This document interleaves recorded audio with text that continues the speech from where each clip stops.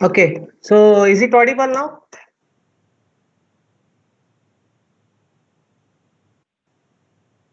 Students, is it audible? Yes, sir. Yes, so you can see the slides also, right? Yes. Okay, so good morning, everyone. So we'll continue with our topic of uh, economics. Okay, and before I start with today's session, so I just want to note, or I just want to give you some of the textbook which you can refer. Okay, when it comes to EFM or when it comes to this course. Okay, so these four textbook which I have mentioned here, so those you can refer. So some of the textbook like Chan S. Park and the third one, that is nothing but Donald G. Newman. So the soft copy of that is available with me. So I can share it to you once after this class. Okay, so for other, I don't have the soft copy, but you can find it out in the net or something. Okay, so the first one and the third one I will forward it to you after discussing with the coordinator and after this class. Okay, so any doubts here? Any doubts you have in the topics which we covered in the last class?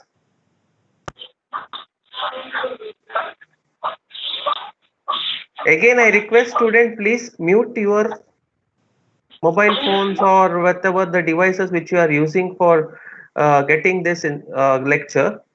Okay, so if you have any doubts, you can just raise the hand or you can just tell me. Okay, so by unmuting it so that I can wait for the answer. Okay, or I wait for the question so that I can address your questions.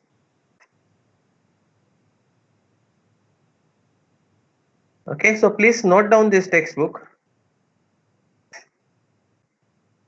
The first one and the third one, I will send it to you. Okay, once after discussing with the coordinator. Also, once the course plan is ready, so that copy also I will forward it to you.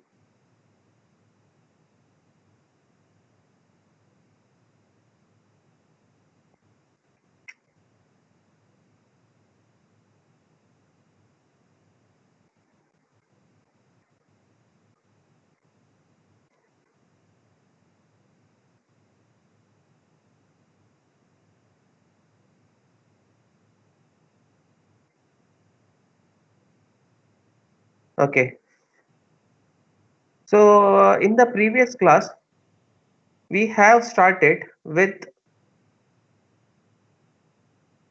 the concepts of engineering economics.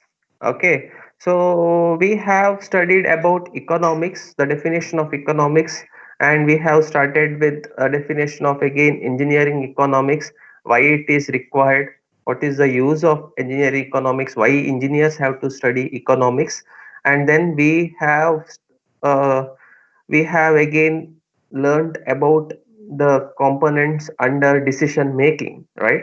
So economics is nothing but how you are going to manage the available resources in order to meet the expectation of the people or in order to achieve the need of the people. Okay, so that is your economics. Engineering economics is nothing but in order to produce the goods or services, right? How you are going to achieve that through a structured process. The structured process which includes the qualitative as well as the quantitative analysis, right, to achieve the particular task or an outcome from different alternatives, right, with or without using different technologies. So that is nothing but engineering economics. Then why the engineers have to study economics is for decision making, right? So when you have or when you want to select or reject any of the component, you have to understand the economical feasibility along with the technical feasibility, right? So which will be helpful for a manager or for an individual for decision making, right? So that is why engineering economics will be helpful. So then we studied about the different steps in decision making, right? So decision making step basically starts with problem identification. So once you identify the problem, then it starts with collecting all the relevant information or the data pertaining to that particular problem. Once that is done, once you collect all the relevant data, you will be looking for different alternatives, right? How best you can match those particular data or match those particular need. Once that alternative has been identified, you will be selecting or you will be evaluating those alternatives, right, against your resources, against your budget, against your manpower and all other things, whether that particular alternative is matching to your needs or the desired value. Once that is done, you will be again evaluating or testing those particular alternative. Once that stage completes, you will be implementing it, right? So you will be implementing the alternative which you have selected, which is technically and economically feasible for your organization, right? So that alternative you will be implementing, and then you will be controlling or monitoring the results. Okay, so these are nothing but the steps in the decision making, so that we have studied. So in today's session we will be studying about something called as micro and macroeconomics, and the concept of demand and supply, where we will be learning about the determinants, that is nothing but the components of demand, then the law of demand, law of supply, and what is nothing but the exceptions, right? Okay, then we also learn about the demand and supply equilibrium. Okay, so these are the components which we study in today's class. Okay, so any doubts you have till now, whether my voice is audible, whether you can share the whether you can see the slides? Yes. Yes. Okay. So micro and macroeconomics. Okay. So microeconomics is nothing but the economics of a particular firm, or the economics present inside a particular firm. Now, before moving on to this micro and macro, right? So there is something called as a system, right? So once we define the system, we will exactly get to know what is micro and what is macro. Okay. So system is something where you will be defining a particular boundary. So system is nothing but a specified portion which is separated from the rest of the universe. Okay, so that is nothing but a system. You will be drawing certain boundaries to your organization. So the components or the factors which are lying below or within that particular boundary is nothing but the system or the components, and the something which is outside that particular boundary is nothing but the surroundings. Okay, now when it comes to micro and macro, micro is something, the components or any other resources which are lying within the system or within the boundary. Okay, so that is microeconomics. Macroeconomics is something outside the boundary.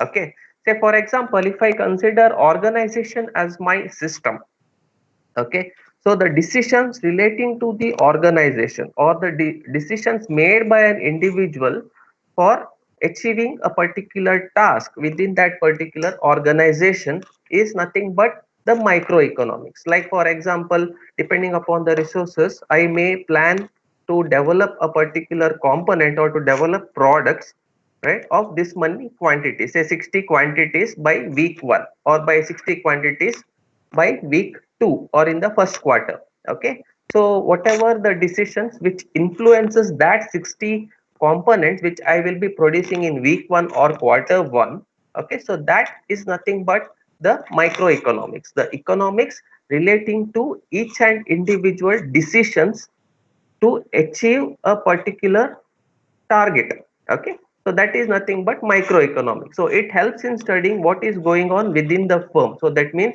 my boundary is nothing but the components which are within the firm or the system or the industry. Okay, so that is nothing but microeconomics. So here in microeconomics, the decisions is very flexible, or it can be simple and easy to understand, because depending upon the resources, the company can devise different strategies or various strategies in order to achieve that. Okay, so microeconomics, the decisions will be easy to modify and easy to understand also, because the decision will be based upon the available resources and the budget as well as the time.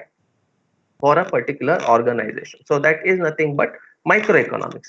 When it comes to macroeconomics, anything which is lying outside the particular firms or the particular firm's discrepancy. Okay, so that is nothing but macroeconomics. Say for example, political system or any taxes which is controlled by the government, right? Or any other inflation measures, right? So that component does not have any control over the firm, or the firm cannot control those components. So such components are called as macroeconomics. So macroeconomics examines the aggregate behavior of the economy. So that means it identifies, it has an influence on the economy, but we cannot control those situations. Okay, it is not direct or it is not simple as we do it for the microeconomics, because it depends upon several factors, okay, and which we cannot modify easily. So that is nothing but macroeconomics. So microeconomics is nothing but the components which are within our control and we can modify it according to the needs, whereas macroeconomics is something which is not within the control of an individual or the firm and which will be difficult to modify. Okay, so these are nothing but the difference between micro and macro. I hope these concepts are clear. Okay, then we will move on to the next concept, that is nothing but the demand and supply.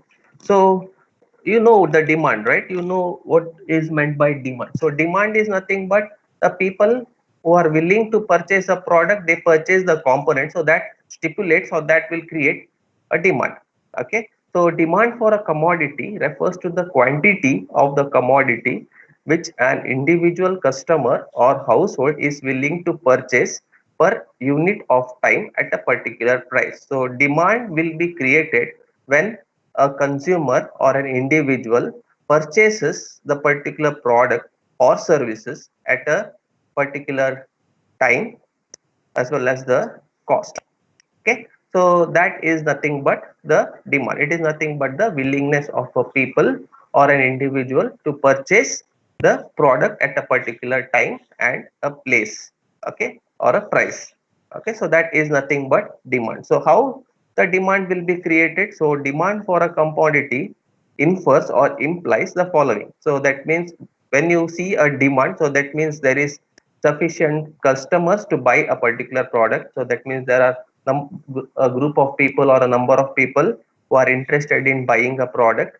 Okay, then there will be sufficient purchasing power. So that means the people will have sufficient purchasing power so that they will be buying that particular commodity. Okay, so that is nothing but that triggers or that stipulates demand. So demand will be created when when a particular consumer is willing to buy the product or when he is having sufficient income or purchasing power. Okay, so these are the two components which stipulates or which infers demand. Okay, so demand is nothing but willingness of an individual to purchase a component at a unit price. Okay, there is and individual demand. Okay, so there are two types of demand basically, that is individual demand and household demand. So individual demand is nothing but goods demanded by an individual. Okay, so the individual, whatever he is going to buy for his day-to-day operation. Okay, so that is nothing but individual demand, whereas household demand is nothing but a group of people who will be purchasing the same product for their household or for their day-to-day activities. So that is nothing but household demand. So individual demand is nothing but demand which is created by an individual for using it day to day or in on a daily basis, or household demand is nothing but a group of people or an household buying the product for their household works or day to day work. Okay, so the two types will combine and form a market or an aggregate demand. So that will give me the demand for that particular region. Okay, so the sales representative or the sales people, usually they will try to find out what is the total number of sales, what is the total demand they got or they have from one particular region. Okay, so that will be calculated based upon the number of people who are actually using. So it depends upon the individual demand as well as the household demand. Okay, so these are the two types of demand. That is nothing but individual demand and household demand, right? So some of the individual as well as the household will give me the demand of that particular market or an aggregate demand. Okay, Yes, sir. yeah, any doubts here? Yes, sir. Sir, can you give an example of household demand? Household demand, say for example, the toothpaste, right, or any rice item where the entire family member will be using the same component repeatedly. Okay, so that is nothing but an household demand. Okay, whereas in the case of individual demand, only one particular person in that household will be using that. Say for example, in the case of watches, or each will be having his own interest or his own style or design, right?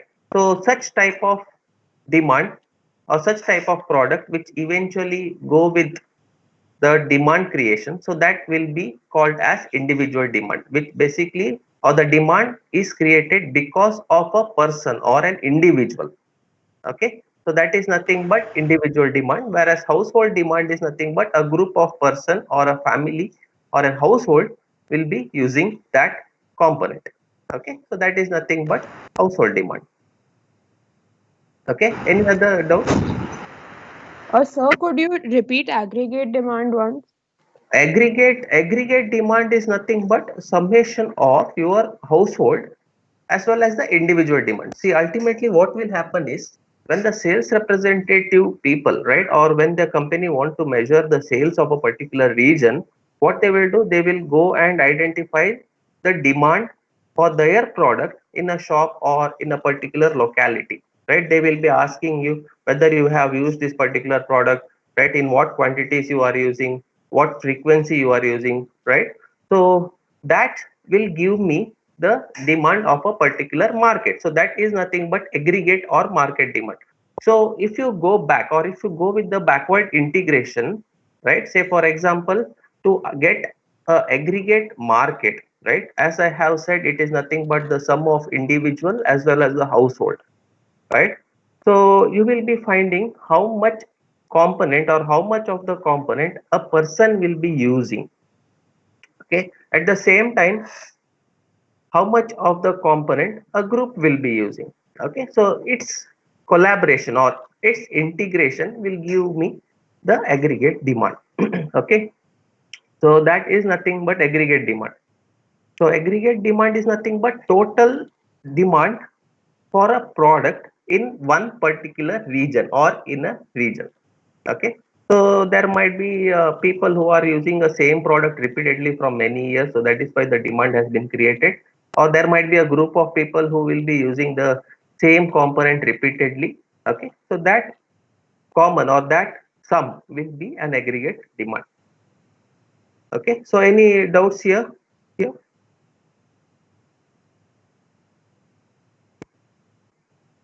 any doubts, any queries here? Whether you have understood the definition?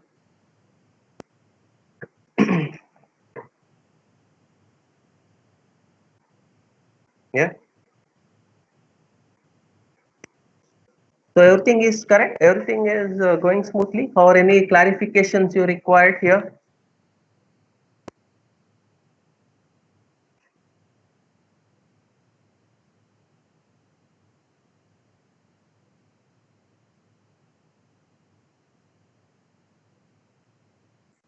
So,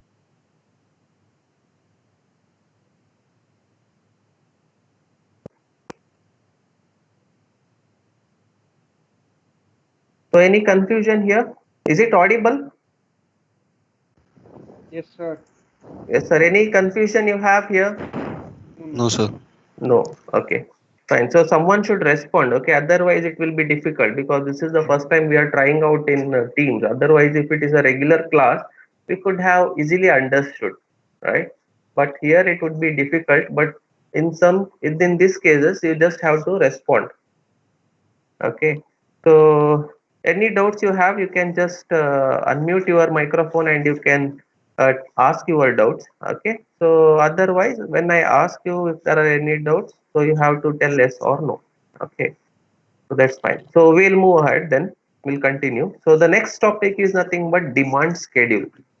So demand schedule or schedule is nothing but the plan, right? Or nothing but the action plan to achieve a particular task.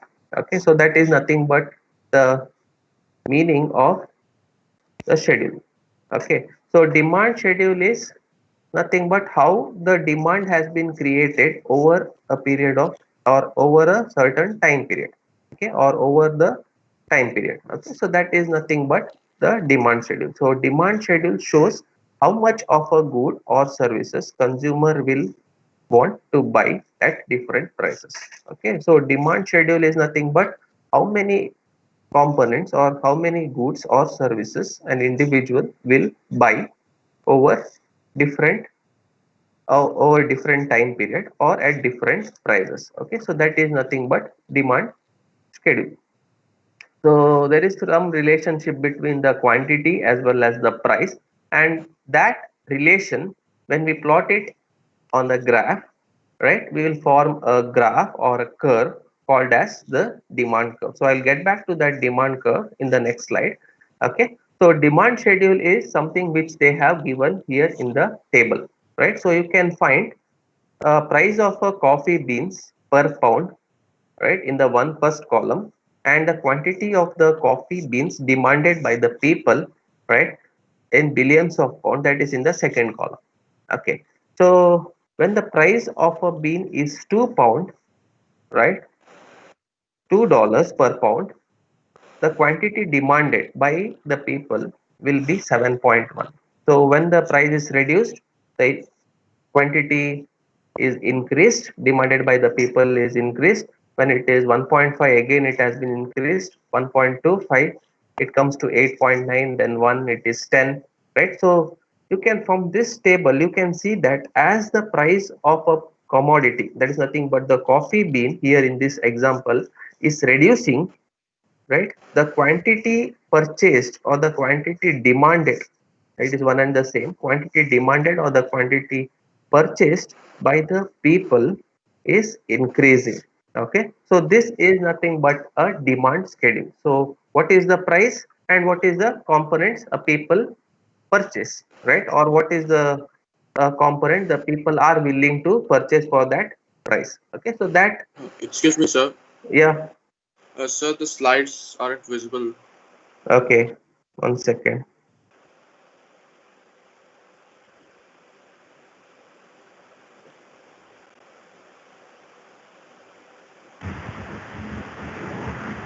It was visible. Okay, so now it is visible. No, sir. Yes, yes, No. sir. Yes, sir. Okay, fine. So if the slides are not visible, you have to tell me. Okay, otherwise it would be difficult. Okay, because there are certain complexities or problems which we face here. Okay, so there might be certain technological factor also, but when you are having any problems regarding the technical issues, right, or if the slides are not visible or if my voice is not loud enough, so you have to respond it back. Okay, yeah, so I was talking about the demand schedule. So demand schedule is nothing but at different prices, right, or at different time interval, what is the number of components people purchase or what is the number of components individual uses. Okay, so that gives me the demand schedule. So here in this table, right, as the price of a coffee beans reduces from $2 to $0.5, you can see the people consumption or the consumption of coffee by the people is increasing. Okay, so that is nothing but a demand schedule. Okay, so demand schedule is nothing but you are going to match your price or the time with the quantity. Okay, so that is nothing but the demand schedule. But when you plot or when you consolidate this value on a graph, right, on a graph sheet, it forms a curve which is reducing curve. Okay, so that curve we call it as a demand curve. So here in this example, for a demand curve we have considered only two components, that is price and the quantity. So when you plot each of these values against the price and the quantity, you can see a graph which is reducing. So that is nothing but the demand curve. So here it is clearly explained using a graph, right? So you have a price of a coffee bean on the y-axis and the quantity of a coffee beans on the x-axis. So when you plot these products or these values on a graph, so it is showing a downward trend. Okay, so that curve which we get is nothing but demand curve, right? So demand curve here is nothing but the quantity demanded by the people over different price or at different price levels. Okay, so that is nothing but the demand curve. Okay, so demand curve is graphical representation of the demand schedule. It shows how much of a good or services consumer want to buy at a given price. Okay, so this is about a demand curve. So any doubts here? Yes, sir. Yeah. Sir, how the figures of the demand curves are obtained? I mean, like, for example, a company has a product which costs 10 lakh, but it can't sell the same product at 10 different prices just to obtain the demand curve. How? I didn't get your question. Sir, I need to say, for example, how the demand curve is obtained for a particular product. For Like, a demand curve is obtained for? particular product. Pardon, I am not hearing that word Products. Sir, can I type in the conversation? because there is some noise happening, so I am not able to hear.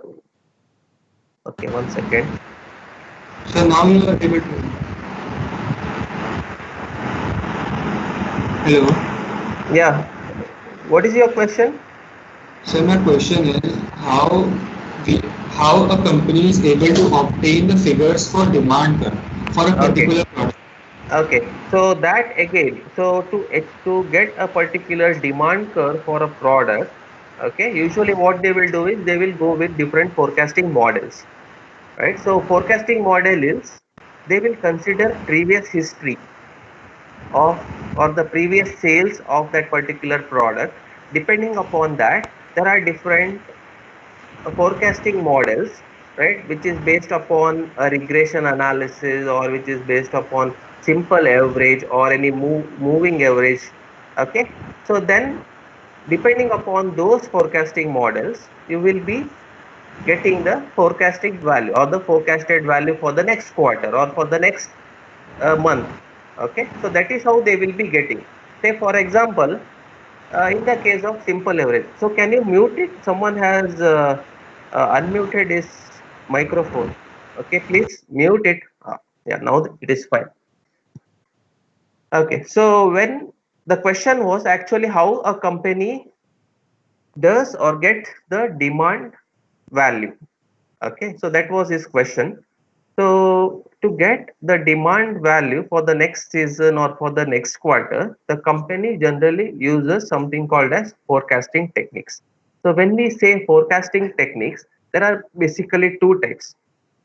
One is nothing but time series and the other one is nothing but regression. So regression is nothing but you will be having something called as dependent variable and something called as independent variable like profit and sales, right? So how the sales or what is the number of components the company have to sell in order to achieve the profit. Okay, so through that they will derive or by using something called as time series methods.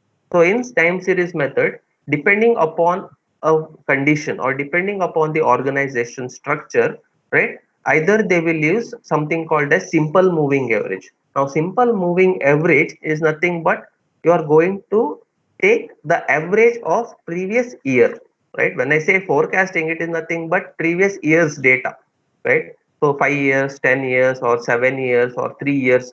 right? Whatever the data or the previous sales data you have, okay, so you are going to take its average, say 5 years. If you are going to, if I want to see what is my demand value for the next season or the next month, I will take the previous months, like 12 months or 12 years data, right, and divide it by 12.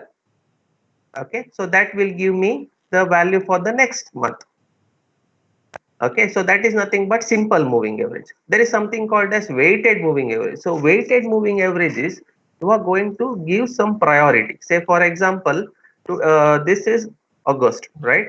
So if I want to project, or if I want to get the demand value for the month of September, what I will do is I will assign a maximum weightage, right? Say 80% I will give weightage for the month of July. So that means I believe that July's month, whatever the demand I have got, that will contribute to a larger extent to the next month's demand. Okay, to the September month's demand. So I will give 80% to the July month's weightage, then 10% or 15% to the June month's weightage, and remaining 5% to the May month's weightage or the May month's sales. Okay, so that means I will be giving certain priorities or probabilities depending upon the number of years. Likewise, if you are going to calculate it on a yearly basis, so the previous year, whatever I have got, so for that I will be giving maximum weightage than compared to the previous years. Okay, so that is how the demand will be calculated. So that is one way. Okay, time series and your regression. The other way is, the individual will be, or the sales representative will be keep on finding out the willingness of the people of their locality, right? So the entire region will be divided. Any confusion here?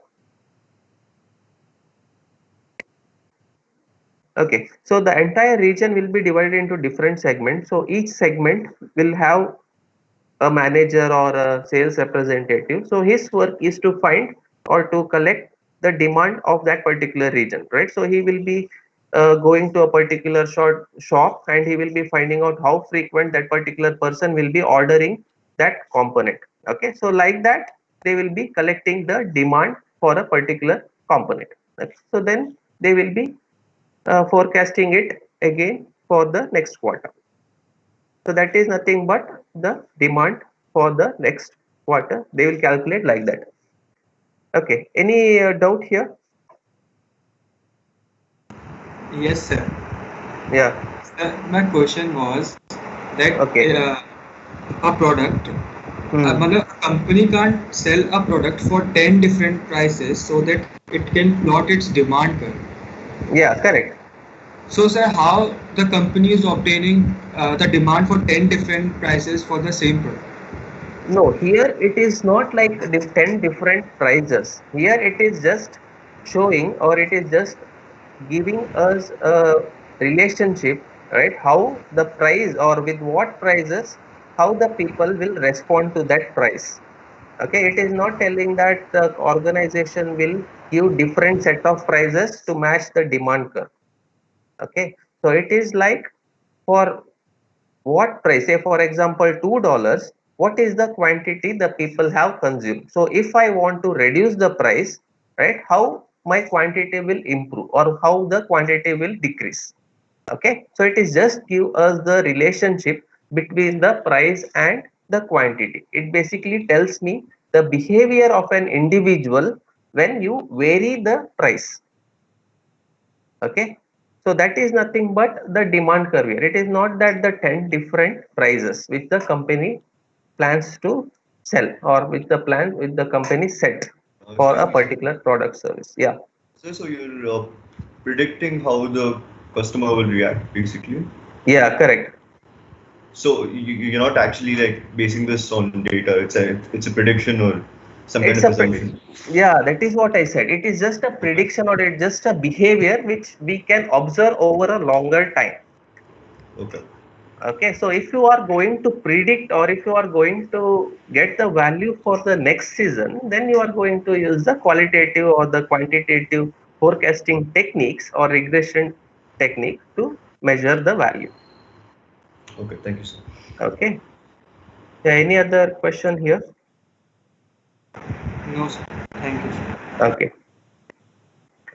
So this is nothing but the demand curve where you are going to find out the behavior of an individual against the price, how the price will improve or reduces the components or the commodity purchase. Okay, so that is nothing but the demand curve.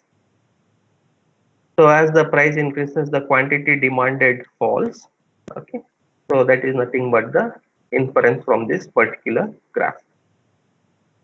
There is something called as law of demand.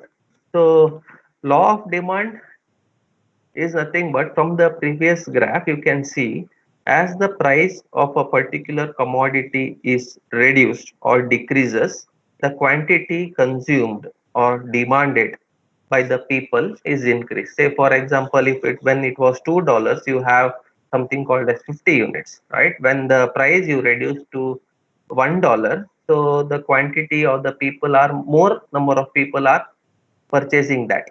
Okay, so over a period of time you can see that the as the price decreases, the quantity used or the consumed by the people has been increased. So such trend or such behavior or pattern is called as the law of demand. Okay, so the law of demand is nothing but as the price reduces or decreases, the quantity is increases or the quantity has been increased, right? Or when the price increases, the quantity demanded by the people reduces. Okay, so that is nothing but, or the pattern observed in that case will be the law of demand. Okay, so they have mentioned one important component along with the price and the quantity is nothing but keeping other things remaining constant. Now other things is nothing but it can be the income of the people, it can be the price of that product or future expectation of price change. Okay, or any other factor like taxes or any other factor which influences. So keeping those things constant or same, right? If we calculate the price and the commodity, then we will call it as the law of demand. So law of demand, when we ask, if we ask in the exam, then you have to write the full statement like, as the price decreases or increases, the quantity demanded increases or decreases.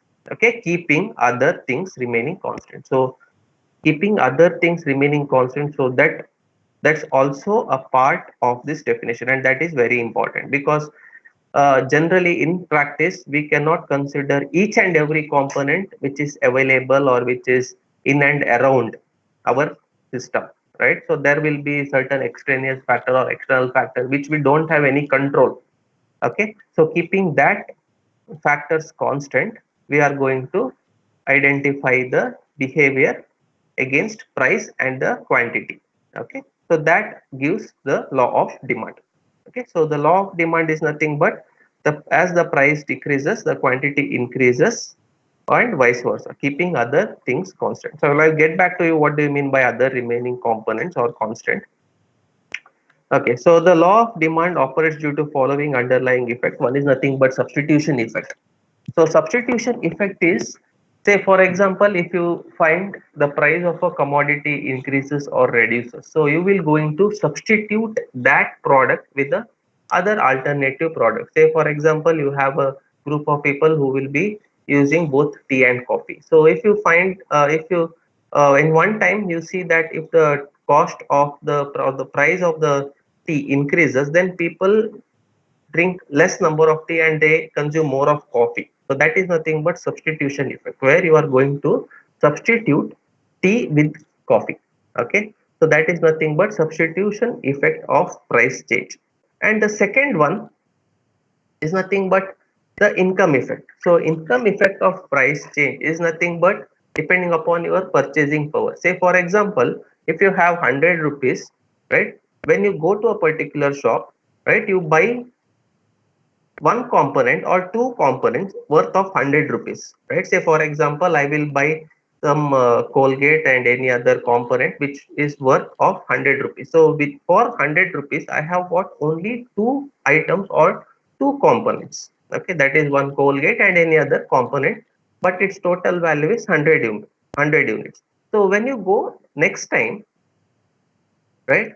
So within that 100 rupees, what I will do, I see that the Colgate has reduced or there is some different offer for that, so its value has been reduced, as well as the other component which I will be purchased or which I have purchased last year or the last time. So that also has been reduced. So within that 100 rupees, I have got three components instead of two components earlier. So that is nothing but income effect. So income effect is nothing but the fall in the price of the commodity leads to and therefore is equivalent to an increase in the income of the consumer. Okay. So out of 100 rupees, right, when I go or when I visited a particular shop last time, it was I got two components, but this time, because of certain offer or because of certain reduction in the price, I have got one more additional component out of the total budget, that is 100 rupees. So such effect is called as the income effect. Okay. So income effect is nothing but the extra amount which I have got because of the reduction in the price of the commodity, and the substitution effect is nothing but if the price of the commodity increases or reduces, people substitute one product with the other. Okay, so that is nothing but the substitution effect. So these are the two components which you need to remember in the case of law of demand. Okay, then the determinants of demand. So determinants of demands are nothing but one is nothing but the price of product. These are nothing but the components which has an influence on the demands. Like I have said, the other factors remains constant or the other factors remains the same in the law of demand. So these are nothing but the determinants or these are nothing but the component which influences the demand curve. So one is nothing but the price of the product. Okay. The second one will be the price of the related goods, that is nothing but substitutes and complements. Then the third one is nothing but the income or the purchasing power of the people, right? It is also an effect on your demand curve.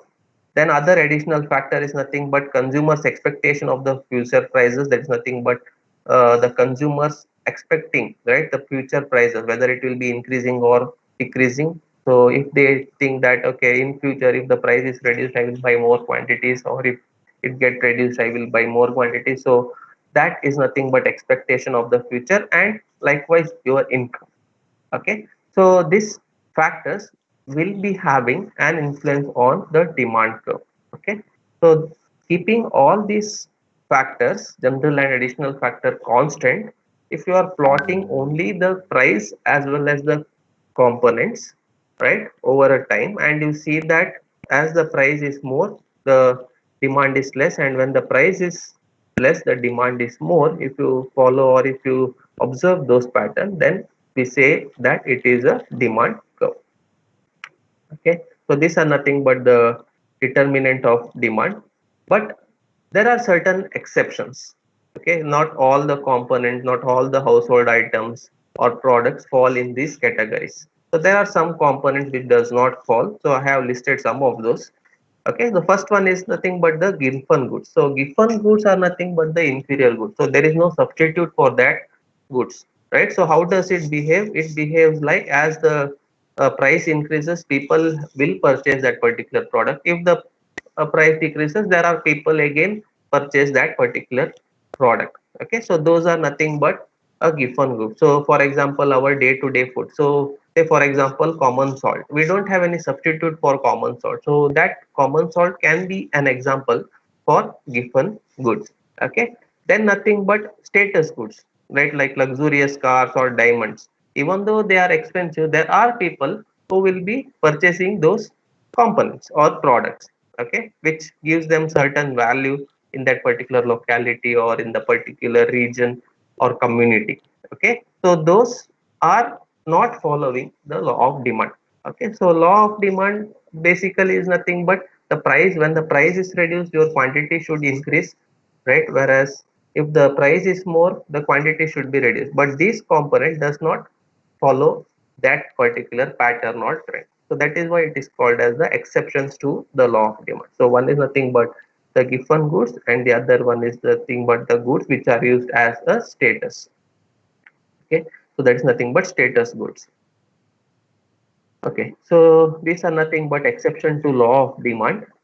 Then there is something called as supply. So demand curve basically focuses on the individual, right? Based upon the individual's demand, whereas supply curve or the supply factor basically comes from the point of organization. Okay, so it is nothing but the willingness of a producer to supply the good over a range of prices over a given period of time, keeping other things the same. Right, it is nothing but the willingness of a producer to supply the good. So whenever there is a need for a particular product, right, how many producers are available, and what is the time period, and what is the price which they are going to offer their product to the commodity or to the community, not commodity, community or the individual. So that is basically from the point of organization. Okay, so that is nothing but the supply. So supply basically focuses on the organization where the people are willing to develop or produce a product to meet the needs of the people, okay, at a particular price and at a particular time, keeping other determinants same. Okay, so like demand schedule, there is also a supply schedule. Okay, so you can see from the table there is something called a schedule, supply schedule. A supply schedule shows how much of a goods or a services would be supplied at different prices. Say for example, when the price of a coffee bean is 2, right, the number of components supplied by the organization is 11.6 billion of pounds. Right. Similarly, when it reduces to 1.75, you can see there is a reduction in the quantity supplied, right? When it reaches to zero point 0.5, right, the quantity is also reduced. So that means as the when the component price is more, right, people try to get more number of profit through that. Okay, so they try an opportunity, or they find out an opportunity to get maximum profit, so they try to push their product into the market. Okay, when the price of a commodity is low, okay, so they will be getting a smaller percentage of profit in that case. Okay, so try they won't try a larger extent, right? So in that case, the quantity of the products which will be supplied to a region will be less.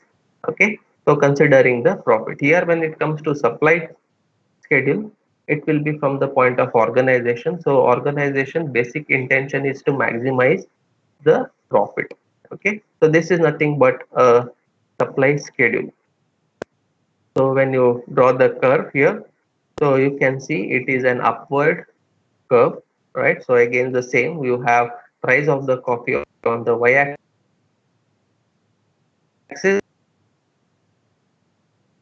or the quantity produced will be on the x-axis. So you can see an upward curve. Okay, so this is nothing but a supply curve. A supply curve shows graphically how much of a good or service people are willing to sell at a given price. Okay, so as the price rises, the quantity supplied rises. Okay, so similar to your demand curve, there is also called as law of supply. And the law of supply states that the quantity supplied of a good rises when the price of the good rises, and vice versa, as long as the other factors that affects supply decisions are unchanged. Okay, so that is nothing but, as I have said, the main intention of the audit. So when they will be maximizing the profit, when there is a demand, and when the cost of that particular product, or when there is a need and when the cost of that product is more. Okay, so then they try to maximize the profit. Okay, so that when you plot it over time against the price or against any other factors, so it will become a law of supply. So also here, along with the Sir, definition, yeah, there is a doubt.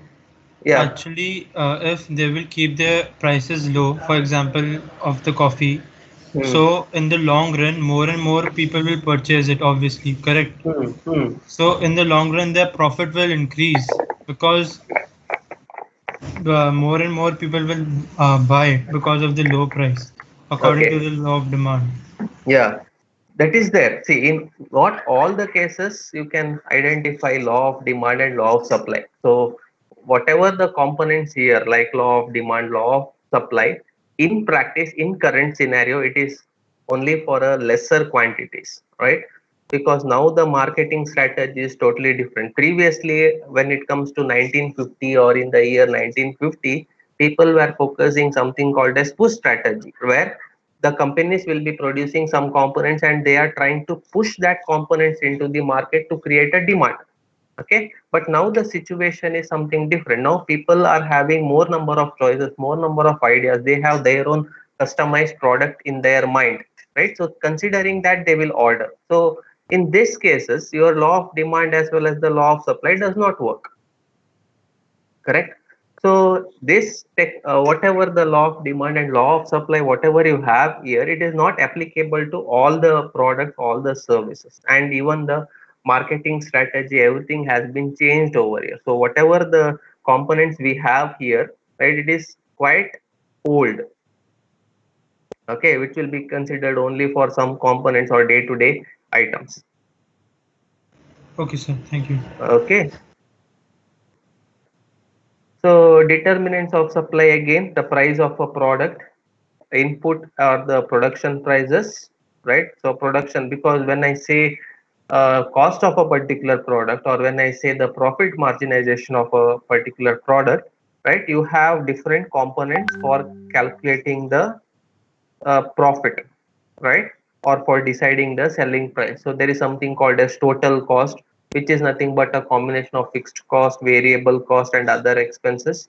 Likewise, you have office expense, then you have administration expense, right? You have selling and distribution expense. So all together will contribute to the total cost. So for total cost, you will be identifying some percentage as profit. So for the total cost plus that profit percentage, when you add, it becomes the selling price of that particular commodity. Okay. So all these components will become the determinants for producing that component. So that is nothing but input and production prices. Then the number of suppliers. So each supplier will be having his own quotation or his own price estimation. So depending upon that, the price of that particular product will change, or the price to sell that particular product will be changing. Okay. So that will also be the uh, component or determinant of supply. Say for example, if there is one major supply who sells most number of components, so when you purchase it on bulk, right, you will be getting certain discount. So at that time there might be chance of reducing the value of your component. Okay, so that is why the number of supply is also having an influence on the supply. Then state of technology used. Okay, so if you are not going to replace a particular component when you have a new updated one, so you will be spending more time, or you will be spending more cost in developing the components relating to that particular product, or relating in order to produce that particular product, right? At that time the cost will shoot up.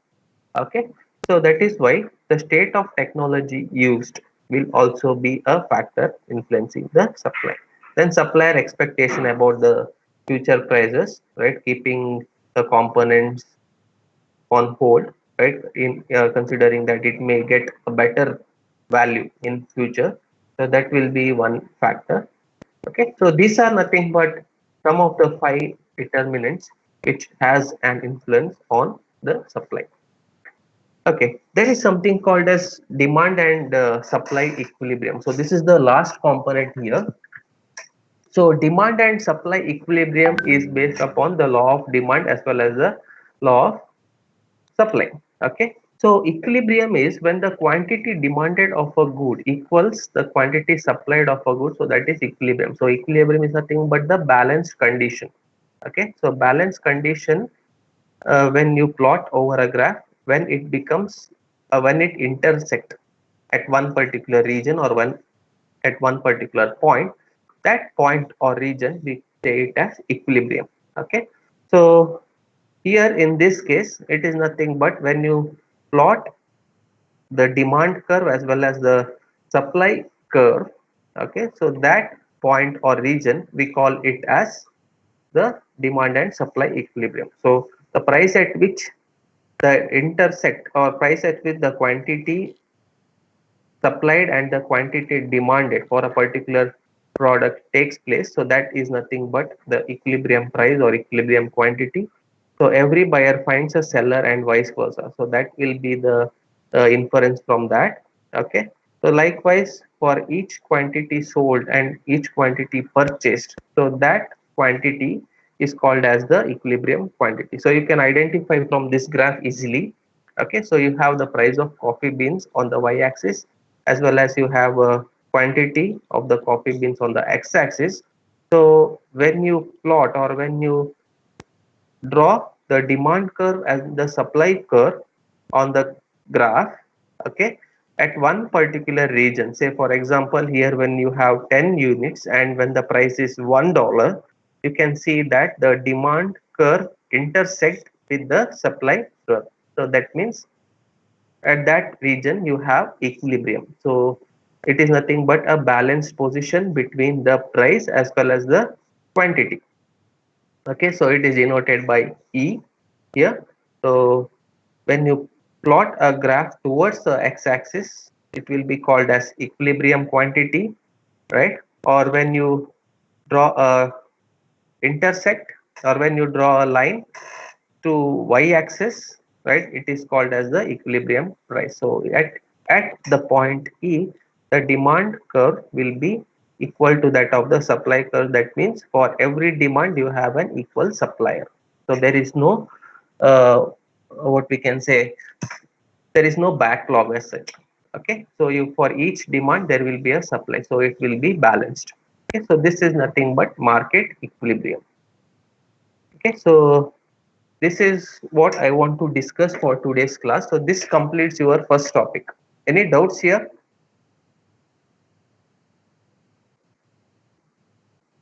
Any doubts? So the next class will be very much important. Okay, I don't want to miss out the next topic, not the next class, the next chapter itself. That is nothing but time value of money. Yeah, any doubts here?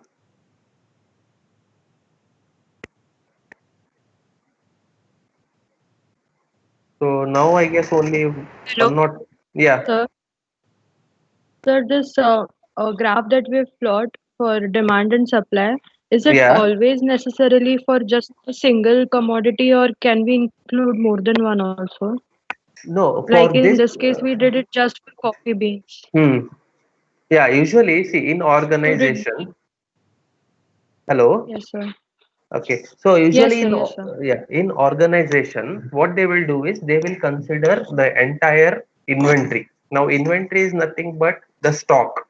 Okay, so this stock or the inventory they will consider or they will classify based upon three classes. That is A class, B class, and C class. Okay, so this classification will be done based upon the cost or the price. Okay, so say for example C class. C class items is basically where you have only lesser value for that particular component and which does not require sophisticated storage facility and all other things, and the value is very less. Okay, B class is something medium, okay, which needs some technologies to store that. Okay, and whereas A class is nothing but you have high value for that particular component and 80% of that value will contribute to your total cost, so you require sophisticated techniques, special handling devices to store that particular component.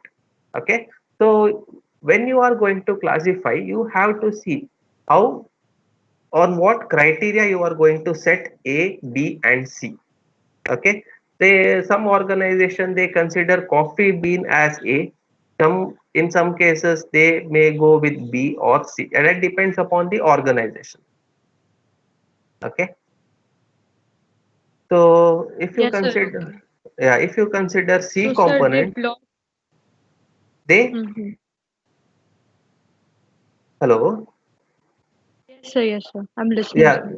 yeah. So they will be plotting, and they will be plotting in the sense they won't be using all these techniques, right? So they will be having sophisticated softwares, and through that only they will be getting to know. Okay, so when you group all the smaller weightage values or the smaller value component in one group, okay, so that entire group will be uh, plotted in the graph, right? Using different softwares, they will be having different softwares to measure the value. Okay, so likewise, they will be doing it for A and B class. So it is not for individual components. If it is a smaller item, or if it is a small scale industry where they are developing only one or producing only one or two different products, in that case, they will be going with product wise. It depends upon what type of organization and how you are going to classify A, B, and C class items under each components. Yes, sir. Got it. Okay. Yeah. Thank Any you, sir. other? Yeah. Thank you. Any other? Excuse me, sir. Yeah. You spoke about individual and household demand. Yeah. So basically, is it safe to assume that companies operating in markets which capture the household demand, they are more profitable in general? Is that Yeah. true? Correct. Yeah. Correct. Because they will be getting to know the exact taste and preferences of the consumers, right? But then again, there will be a drawback, right? Because each and every individual have its own taste as well as the preferences. Okay, but to a what extent or how many people will have such similar taste and preferences, so that will be grouped and that will be identified as the market demand for that particular product. Okay. Yeah, Thank you, sir. yeah, thank you. Any other?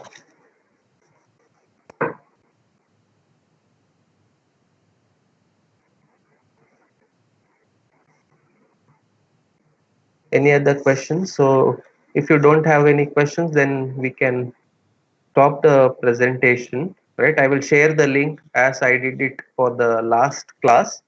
Okay, so you can just fill and submit the same. Yeah, any questions here? Hello, sir. Yeah, Sir, if we operate at the equilibrium price, then the economic growth will stop, right? yeah, here economic growth, in the sense here we are not going to consider the economic growth to a larger extent, because economic growth again, it is having its own set of components which needs to consider. Here we are just going to find out whether you have a proper demand and a supply, right? Or whether there is any backlog. Say, for example, for some of the components, you don't have proper supply, right? So what the shopkeeper will tell, next time we will give you, or next time we will replenish the components. Okay, so that is nothing but a backlog here. Here in the equilibrium state, we will be just considering whether for each supply there is an available demand, whether the supply and demand matches. Okay, so that is nothing but the law of supply and the demand here. Okay, sir. Okay.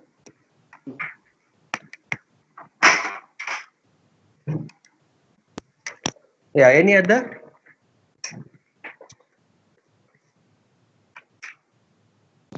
Sir, there's a question in the chat box also. Okay. With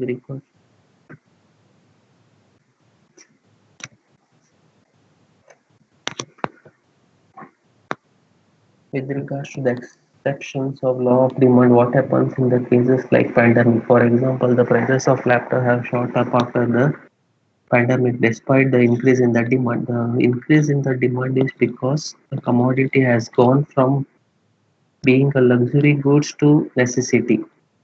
How does such a case fit into being an exception to the law of demand? Okay, so here in this case, actually, when it comes to natural disasters, or when it comes to cases like this pandemic, so that does not come under the law of demand. So it will be an exception, as you have mentioned here.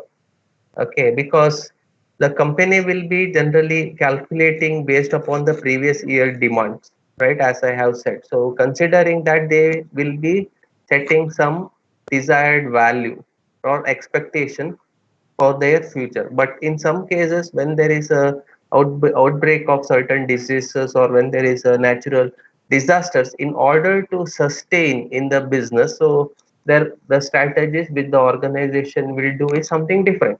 Okay, so in that case, it does not come under your law of demand, nor it can be considered in the case of law of supply.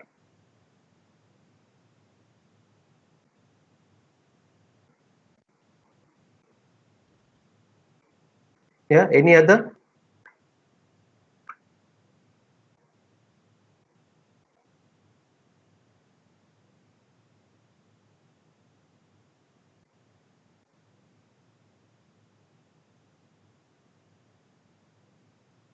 Okay. So if there are no doubts or no queries, so I will post the link here. You can just fill and submit. Okay.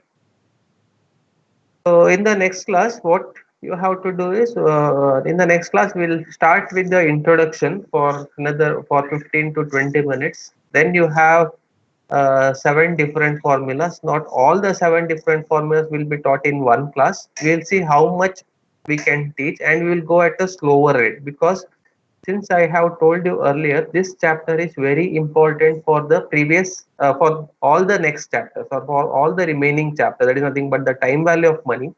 Right? I am talking about the time value of money topic, and that topic, which has got 7 different formulas, and that is very important for all the remaining chapters. Okay, so I may cover maximum of 2 formulas in one class, in the 1.5 hour time slot, right? So what I will do is, I have the PPT which is animated, right? You have a questions, then you have answers for that questions, and also I have an external webcam also, which I will connect it, right? And I will focus it to my document. Okay, so I will be writing it here, right? Solving it here. For each formulas, we'll be solving a maximum of 2 numericals. Okay, solve numericals. So that I will solve it on my document, and it will be captured through the webcam, which will be shared in the team. So simultaneously, you can also see how the cash flow diagrams will be drawn, and how to address that particular, or how to solve that particular numericals. Okay, so that is the strategy we are using here, because this is the first time we are using this online medium for solving the numerical. So there should be some complexity also, but in case if you find if it is not clear, then you have to inform me, so that I can either zoom the webcam, or I can find out some other alternative. Okay, so I will try to make you understand. Okay, so if not, you can just let me know, so that I can help you out through different alternatives. Okay, so I have shared the link, so that link will be active till 11:15. Okay, so any doubts here? So next class we will move with numericals. Okay, not numericals, time value of money topic. So first 15 minutes or 20 minutes, we will be studying about the basics about time value of money, and then we will go with the numericals relating to each of the compound interest formulas. Okay, any doubts, any clarifications here?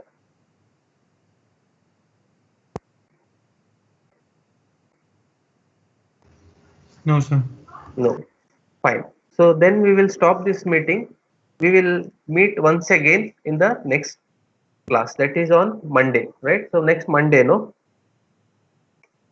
Yeah, Monday 9:30. So we'll meet 9:30. We'll meet at 9:30 on Monday. So any students who have left out from this group?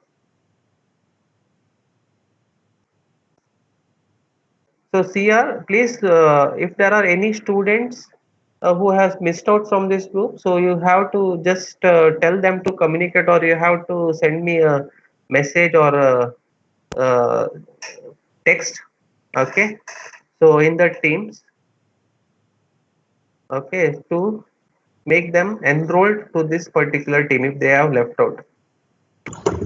So for D section, all the students are here, sir. I have asked them twice. Okay, fine. So D section, there is no problem. Then C section. Sir, C section CR is not here, sir. He had some personal Okay, no problem. appointments. Then okay, then you just inform him. Okay. Yes, sir. I'll Okay. ask him and I'll let you know if there is someone who has been left out, sir. Okay, sure. Okay, Ayush. Yeah, thank Yes. you. Thank you, sir. Yeah. So no doubts, right? Okay. Then we will meet next Monday at 9:30. Okay. Thank you. Thank you, sir.